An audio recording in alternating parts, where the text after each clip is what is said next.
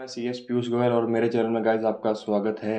Guys आज के video में हम डिस्कस करने वाले हैं कि अगर आपको भी अपनी कंपनी जिसमें आप जॉब करते हैं या फिर और ऐसा ऑर्गेनाइजेशन जहां पर आपका एचआरए करता है, तो आपको किस प्रकार से जो है अपने एचआरए की कैलकुलेशन करनी है। आज के वीडियो में मैं आपको प्रैक्टिकल तरीके से यहाँ पे डिस्कस करूँगा।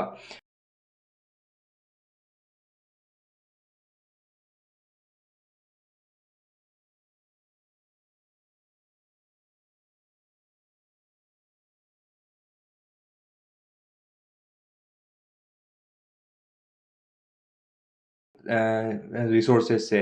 ठीक है गाइस, तो जो जितना भी आपने रेंट पे किया है उस रेंट की यहाँ पे डिडक्शन मिल जाती है। या फिर अगर कंपनी आपको एचआरए देती है तो उस केस के अंदर जो है आपको एचआरए किस प्रकार कैलकुलेट करना है आज की वीडियो में हम डिस्कस करने वाले हैं।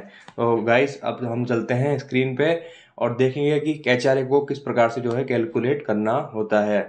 तो गाइस आपको सबसे बड़ी बेनिफिट ये होता है कि एचआरए से आपकी जो टैक्सेबल इनकम है वो यहाँ पे कम हो जाती है और आपको क्या है यहाँ पे टैक्स में भी एग्जम्पशन मिल जाती है। तो अब चलते हैं हम स्क्रीन पे और देखेंगे कि एचआरए जो है किस प्रकार से कैलकुलेट होता है।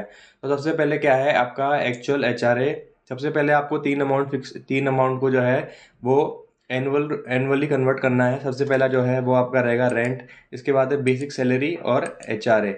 यानी आपका रेंट आपने कितना पे किया है, उसके अलावा बेसिक सैलरी आपकी कितनी है और एचआरए आपको कितना मिल रहा है, ये आपको एनुअली निकालने पड़ेंगे। ये मंथली अमाउंट है।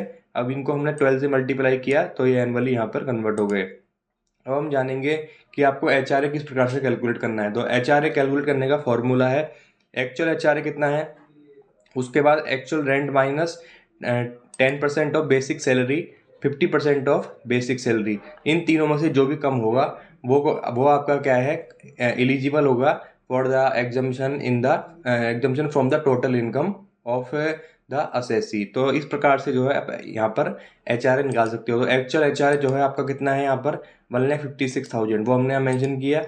अब actual rent minus 10% of basic salary.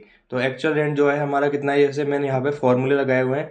Actual rent आपका है यहाँ पे 1,20,000, जैसे D2 आ गया यहाँ पर। ठीक है गाइस, इसके बाद आपका माइनस करना है आपको 10% ऑफ बेसिक सैलरी।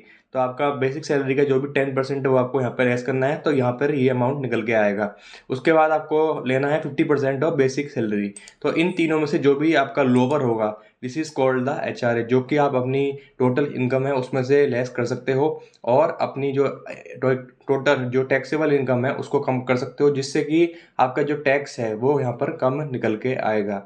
और आपको गाइस फिर भी कोई इनकम टैक्स से रिलेटेड कोई भी इशू है, नोटिस का इशू है, या फिर आपको टैक्स प्लानिंग से रिलेटेड कुछ समझना है, या फिर आप जानना चाहते हैं कि हम टैक्स को कैसे मिनिमाइज कर सकते हैं। जैसे आपको मान लीजिए अच्छी खासी सैलरी आ रही है, 25 लाख या 30 लाख का पैकेज है, तो उस पर मैं मिनिमम से मिनिमम किस प्रकार से टैक्स पे कर सकता हूँ या टैक्स की लायबिलिटी को नील कैसे कर सकता हूँ, इस प्रकार की आपको कोई भी गाइडेंस की रिक्वायरमेंट हो तो आप हमारे जो स्क्रीन पे नंबर चल रहे हैं तो आप हमसे कम्युनिकेट कर सकते हैं। और भी किसी भी आपको जीएसटी ट्रेडमार्क से रिलेटेड कोई भी गाइडेंस की रिक्वायरमेंट है तो आप हमारे जो स्क्रीन पे नंबर चल रहे हैं उस पर हमसे कम्युनिकेट कर सकते हैं। Thank you guys.